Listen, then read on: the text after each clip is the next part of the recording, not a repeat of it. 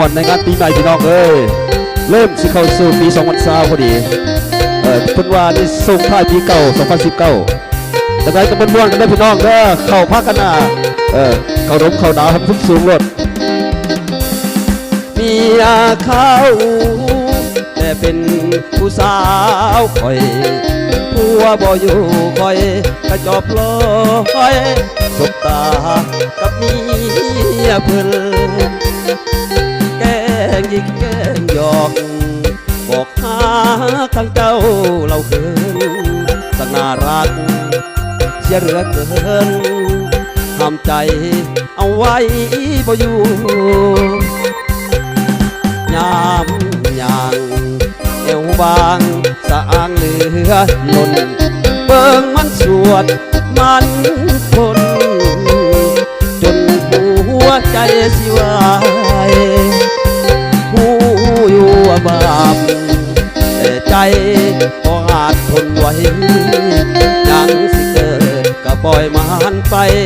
อย่าเขาใส่ลายน้ำลายเล่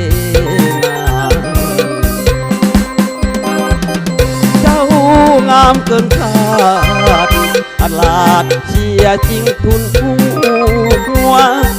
ไอ้สาผัวของนางเหลือเกินคนนี้เฮ็ดบุญอย่างจึงได้เมียงามป่านนี้หากเจ้าอีหลีไอ้นี้จะขอเป็นรองเขาขอมาเป็น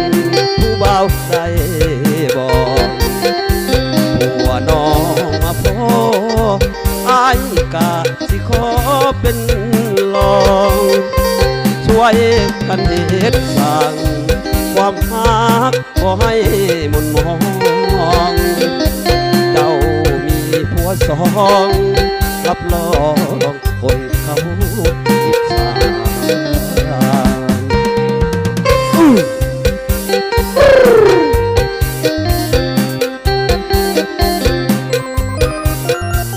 วนๆกันได้พี่น้องเด้อ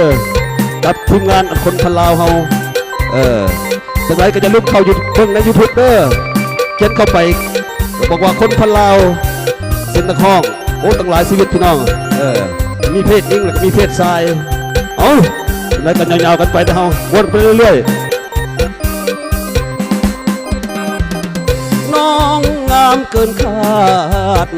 อัดลาดเชียจริงทุนหัวไอ้สาผัวของนางเหลือเกินคนนี้เฮ็ดบุญอย่างยิ่งได้ผัวงามบาดนี้หักเจ้าอีหลีไอ้นี้จะขอเป็นรองเมียเขาขอมาเป็นผู้บ่าวใส่บอกผัวน้องมาพอไอ้กะสิขอเป็นรองช่วยกันเหตุสั่งความฮักก็ให้มนมองเจ้ามีผัวสองรับรองคนเขาอิจฉาเจ้ามีผัวสองรับรองคนเขาอิจฉา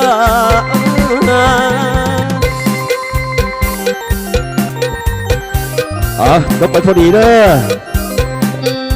จากทีมงานคนพันลาวเฮามาพร้อมตะข้องตั้งหลายหน้าหลายตาเนาะอาจจะเห็นดอกต่อไปเนาะอยู่ในยูทูบเขียนเข้าไปเลยเราพี่น้องเฮาคนพันลาว